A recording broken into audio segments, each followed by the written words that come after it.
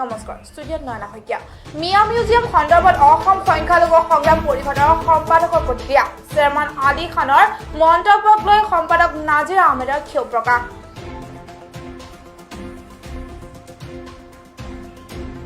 কাৰণ বিধায়ক চেয়াৰমেন আলী ডাঙৰীয়াই নিজ ৰাজনৈতিক মুনাফা লাভালাভৰ কাৰণে তেওঁ এনেধৰণৰ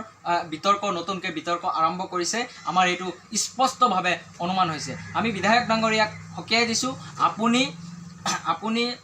চৰ চাপৰিত বসবাস কৰা বিশেষকৈ ধৰ্মীয় সংখ্যালঘু মুছলমান লোকসকলৰ অভিভাৱক হোৱাৰ চেষ্টা নকৰিব কাৰণ আপোনালোকৰ স্থিতি আমি বিগত দিনবোৰত আমি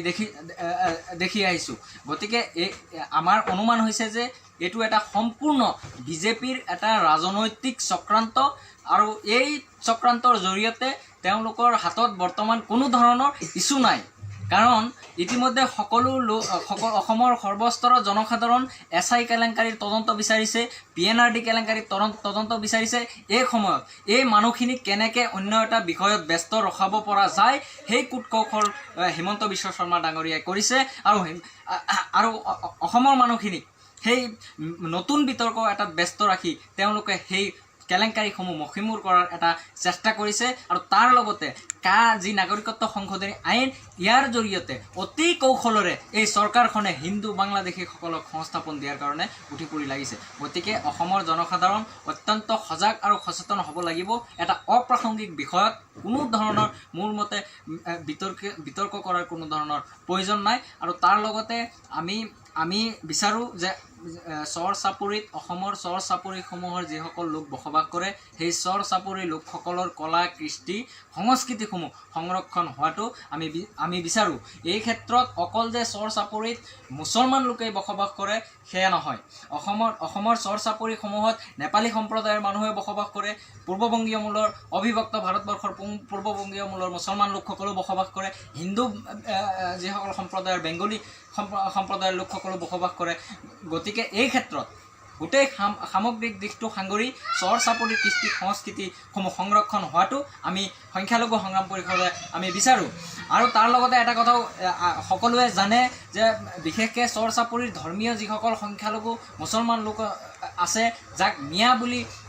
মিয়া শব্দৰে যিসকলক কোৱা হয় সেই লোকসকলে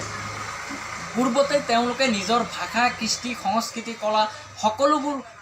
নিজস্ব যিসমূহ আছিলে সকলো ত্যাগ কৰি বৃহত্তৰ অসমীয়া জাতিৰ লগত চামিল হৈছে আৰু এইটো দুনাই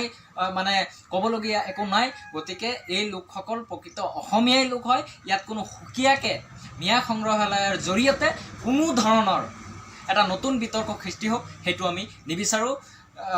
লগতে আমি ক'ব বিচাৰিছোঁ যে এইটো বিজেপিৰ বৰ্তমান সময়ত তেওঁলোকৰ এটা ৰাজনৈতিক ইছ্যু তেওঁলোকৰ হাতত কোনো ইছ্যু নাই যাতে এই ইছ্যুৰ জৰিয়তে অসমত বসবাস কৰা যিসকল মূল সুঁতিৰ অসমীয়া আছে সেই লোকসকলক কেনেদৰে তেওঁলোকৰ পৰা 21ৰ বিধানসভা নিৰ্বাচনত তেওঁলোকৰ ভোটসমূহ আদায় কৰিব পাৰে সেইটো তেওঁলোকৰ এটা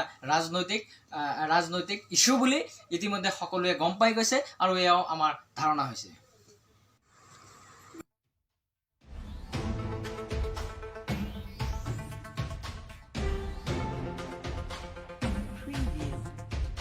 খবৰটো সৈতে ষ্টুডিঅ'ৰ মাজৰ পৰা মই নয়না বিদায় লৈছোঁ চাই থাকিব পৰৱৰ্তী খবৰৰ বাবে PI নিউজ ৰাইজৰ বাবে ধন্যবাদ